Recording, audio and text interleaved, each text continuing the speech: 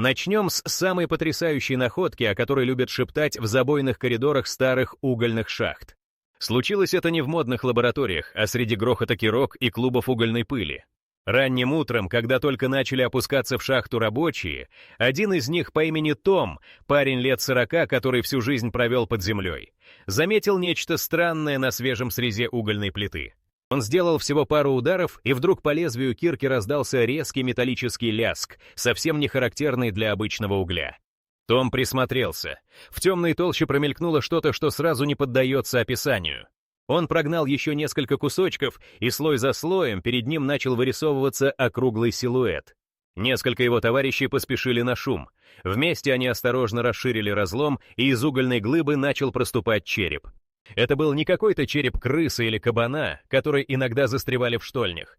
Форма была совершенно необычная, крупный, почти вдвое больше человеческого, с вытянутой челюстью, надбровные дуги мощные, а глазницы такие огромные, что в них свободно прошла бы человеческая ладонь. Ребята решили, что, может быть, это гигантский медведь или древний барсук.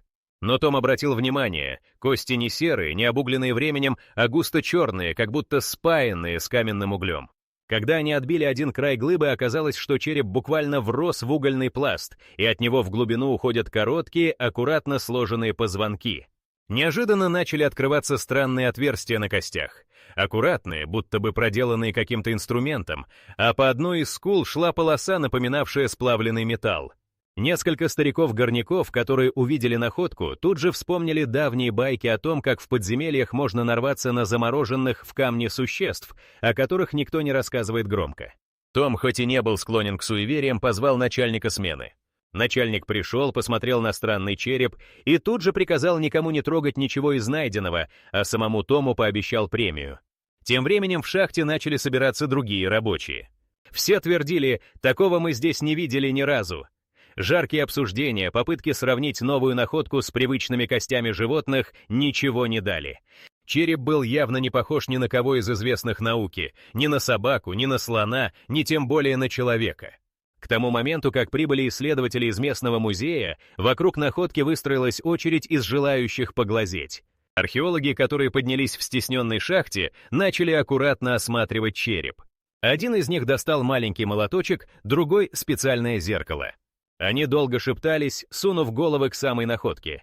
Музейный эксперт уверенно заявил: «Этой породе не меньше 30 миллионов лет». Его слова вызвали настоящий переполох.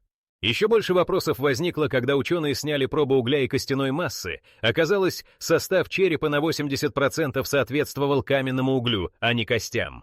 Слухи о находке разнеслись до самого города, люди интересовались. Неужели под нашими ногами прячутся останки неизвестных существ, о которых даже не упоминается в учебниках?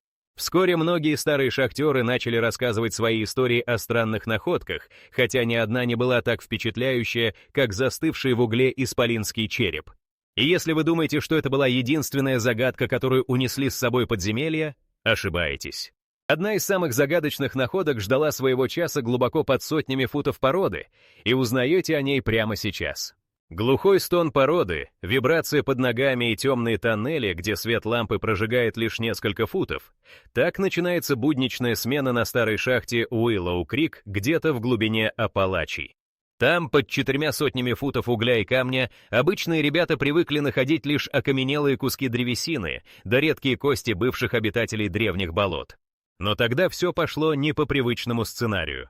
Один из самых опытных, Джо Уэбер, широкоплечий шахтер с 25 сезонами под землей, размахивал кайлом, когда его инструмент резко ударился о что-то твердое и зазвенел, будто бы коснулся забытого под землей рельса. Только рельсов там быть не могло. Джо и двое его приятелей начали отгребать уголь, работая аккуратно. Почти сразу стало ясно, в угле, обрамленном плотным черным контуром, пряталась не просто глыба металла, как бывало с россыпями самородного железа, а нечто, сразу же насторожившее бывалых горняков. Среди раскрошенного угля проступал отточенный, с идеально ровными краями предмет. Сначала показалась фаланга, а потом и вся кисть, выполненная как будто по лекалам человеческой руки, но в 3 раза больше нормального размера. Пальцы согнуты, а наружная поверхность покрыта отполированными квадратами, будто бы на ней выгравированы какие-то узоры. 3 мужчин остановились, молча уставившись на находку. Рядом с металлической рукой, которую уже стало видно почти полностью, лежал кусок треснувшей породы, на котором четко отпечатались линии, похожие на арматуру или срез сложного механизма. Один из молодых стажеров с трудом выговорил: «Это не может быть частью старой техники. Никто никогда не видел в шахте такого огромного железа». Тем временем поблизости работал бригадир мистер Эндрюс, строгий, но по-своему справедливый человек. Он сразу спустился к месту находки и, не теряя времени, вызвал инженеров и экспертов из местного колледжа. Уже через несколько часов инженеры с рентгеновскими камерами и датчиками начали осмотр. Они тщательно очистили поверхность, не используя металлические инструменты, чтобы не повредить странную находку. Слой за слоем они снимали уголь, и оказалось, что рука уходит дальше, под камень. Только после пары часов работы было понятно, это часть большого металлического скелета или механизма. Главным сюрпризом стала поверхность пальцев. Каждый был покрыт крошечными выемками, как будто отполирован вручную и выложен крошечными гвоздиками. На тыльной стороне кисти угадывался символ, нечто среднее между латинской буквой «R» и старинным гербом.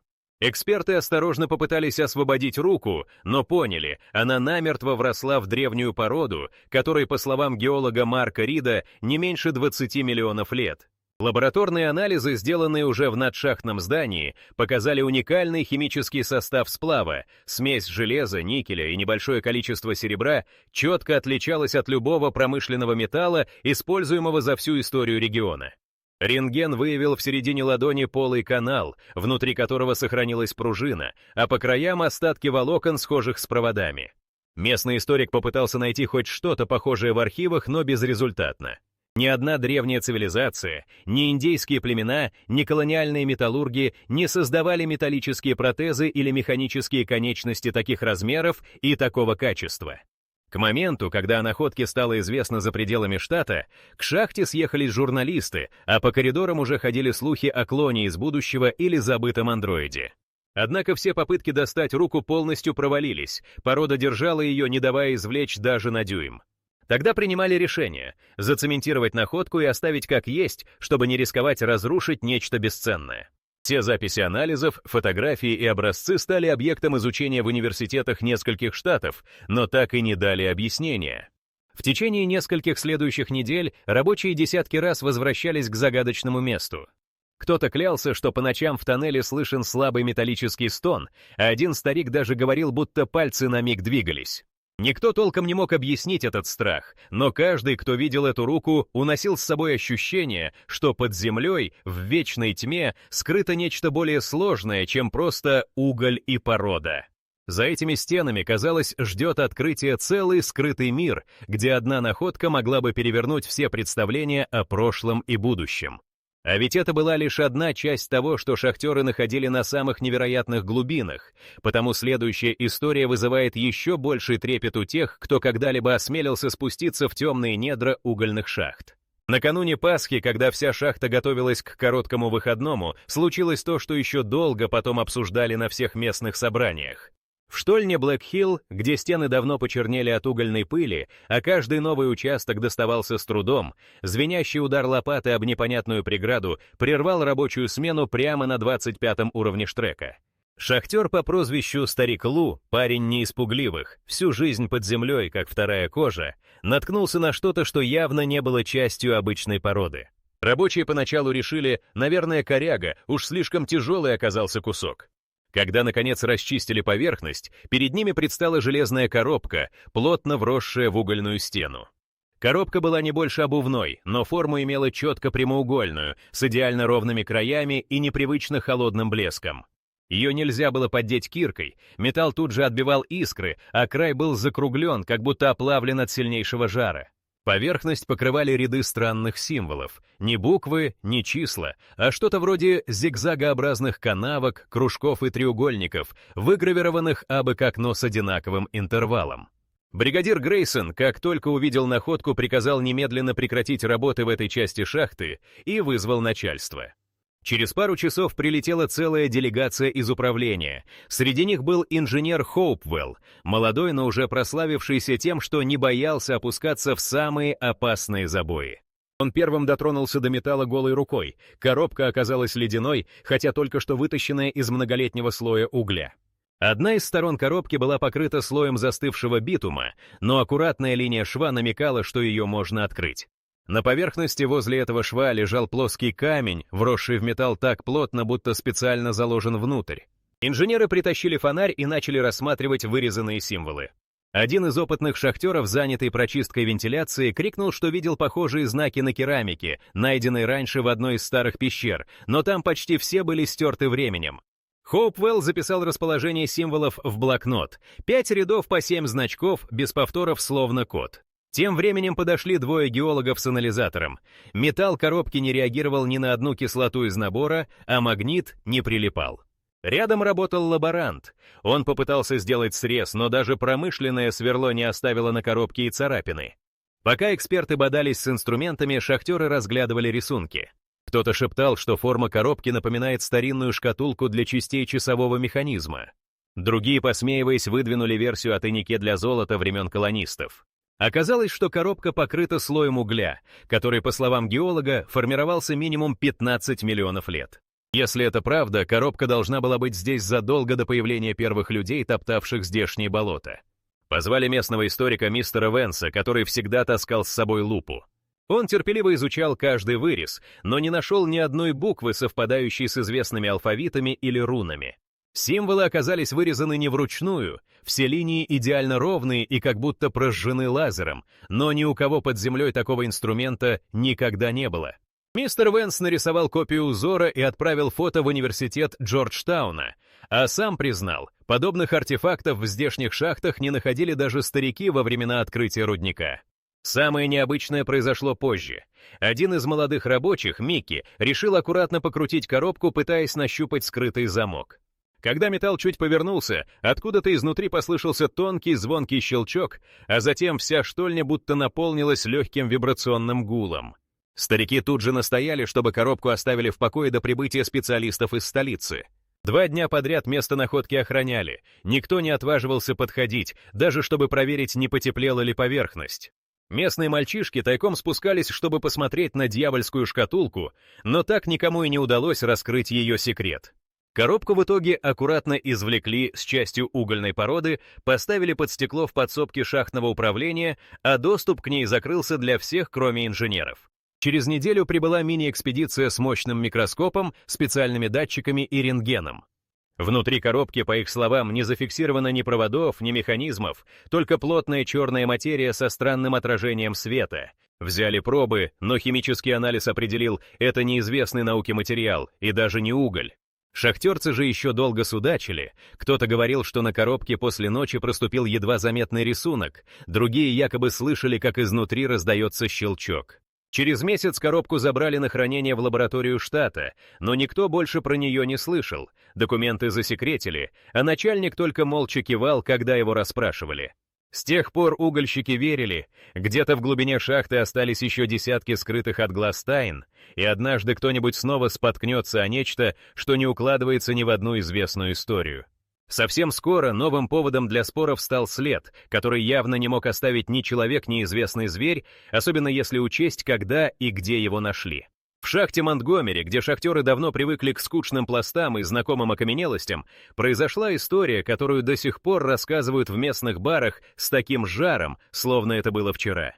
Смена выдалась тяжелая. Внезапный обвал на северном участке лишил рабочие бригады возможности подняться наверх. Вместо обычных работ парни получили задачу расчистить свежевскрытый тоннель, чтобы снова дать ход воздуху. В самой гуще завала оказался молодой горняк по прозвищу Ред, прозванный так за свои рыжие волосы. Ред орудовал ломом, когда его лопата наткнулась на кусок необычайно плотного угля. Где-то за стеной слышался гул лебедки, но внимания на него никто не обращал, все были сосредоточены на выемке нового слоя. Ред выломал странного цвета плиту, а на ее нижней поверхности внезапно проступил прямоугольный отпечаток. В отблеске фонаря отпечаток казался настолько четким, что напоминал искусно вырезанную отштамповку. Однако самое поразительное, внутри прямоугольника отчетливо проступал рельеф, каблук, выступ и даже след подошвы с тонкой линией, словно износ вдоль края.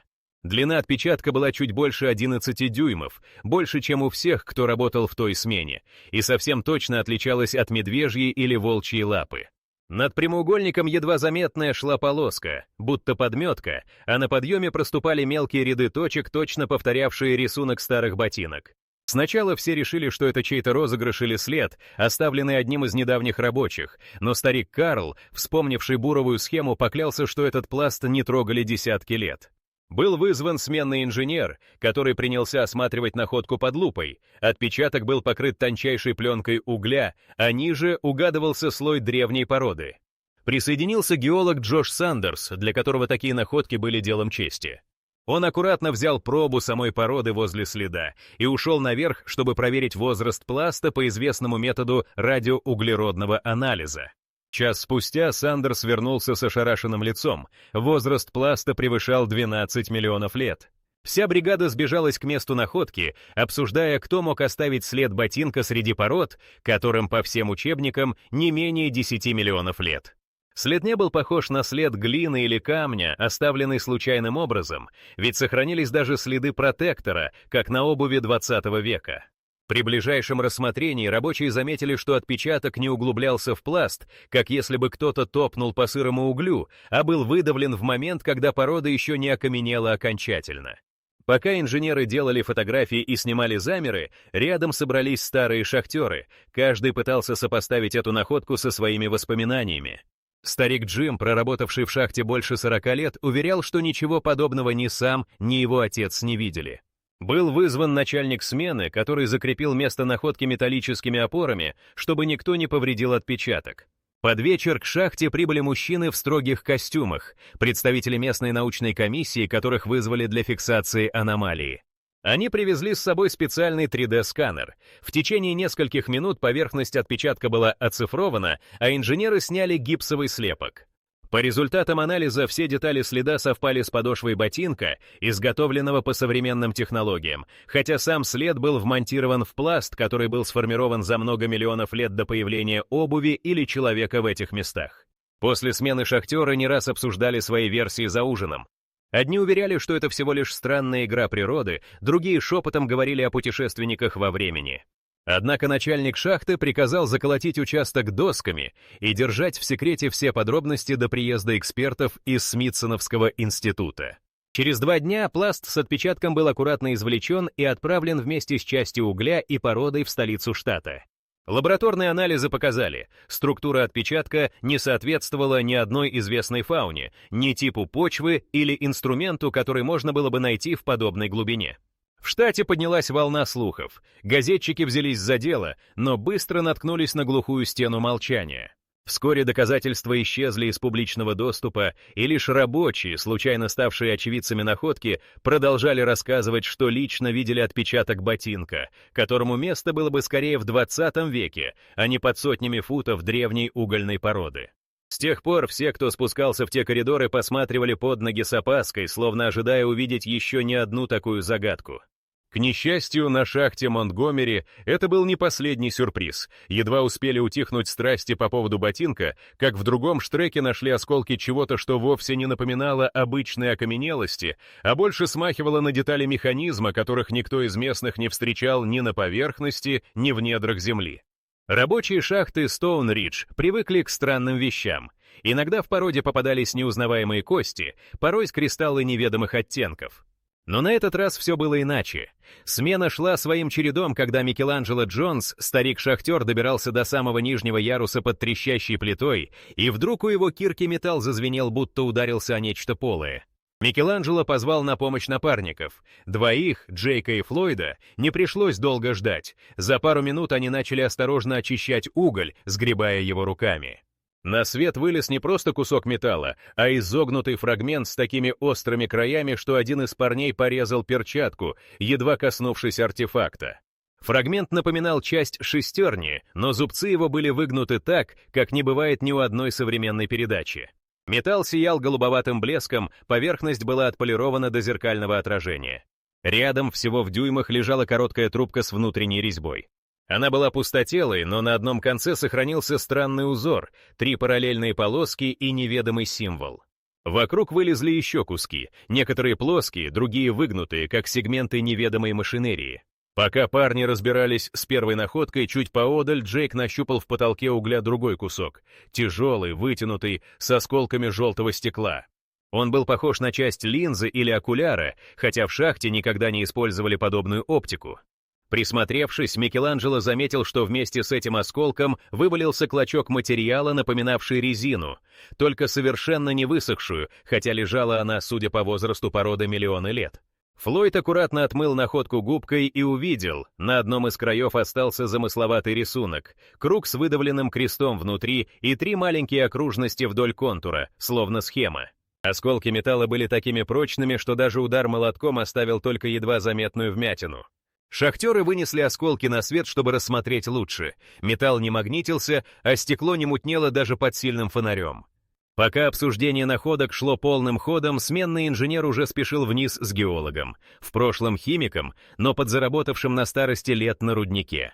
Он взял анализы пыли с поверхности артефактов и быстро заявил, в состав металла входили никель, хром и некое неидентифицированное вещество, не встречавшееся ни в одной выплавке американских металлургов. Стекло обладало свойством преломлять свет, как современные лазерные линзы, а резиновый фрагмент, несмотря на миллионы лет, не рассыпался в руках. Почти сразу на место спустился руководитель шахты, человек решительный, но подозрительный ко всему загадочному. Он приказал шахтерам сложить все фрагменты в ящик и вызвать представителей местного инженерного общества.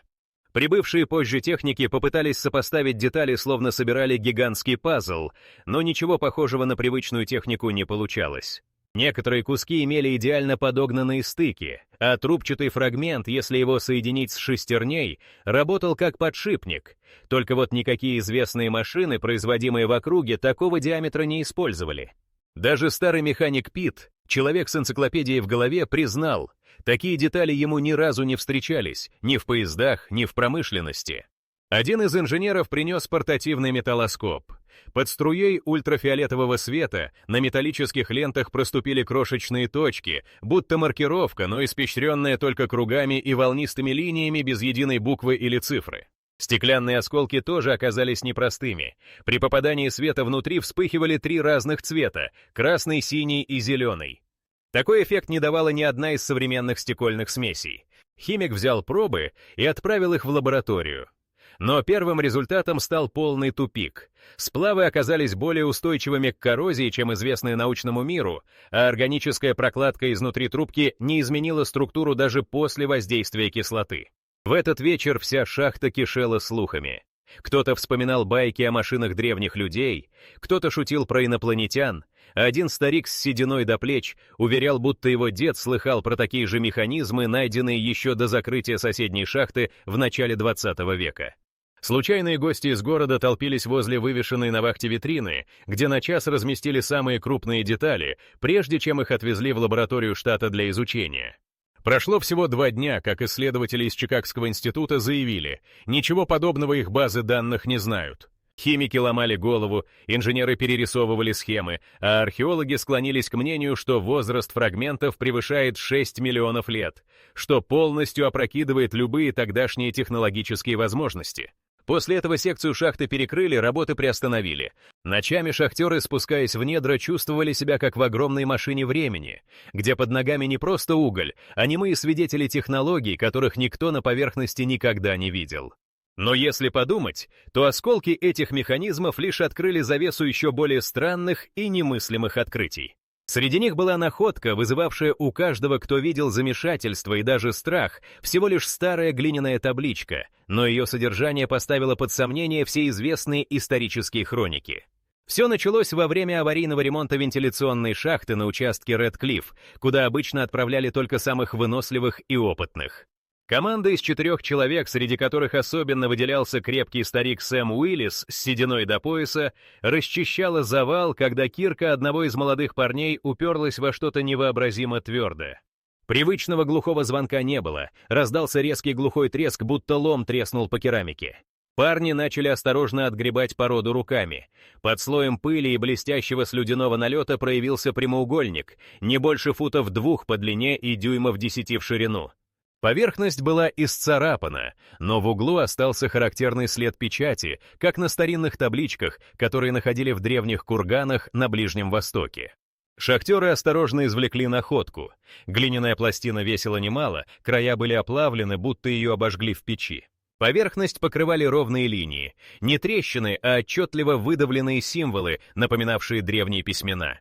Рядом с табличкой лежал кусок окаменевшего дерева, и по форме он идеально совпадал с одной стороной плиты, как будто служил для крепления или закрытия. Пока остальные копались в породе, Сэм, аккуратно обтерев табличку платком, понял, символы не были похожи ни на латиницу, ни на греческий алфавит. В 3 строках тянулись знакомые силуэты животных, лошади с 3 хвостами, птицы с 4 крыльями и что-то напоминающее человека, но с головой, увенчанной короной из 8 зубцов. Старик тут же вызвал сменного инженера, который спустился с блокнотом и фотоаппаратом. Начали фотографировать каждую линию и символ.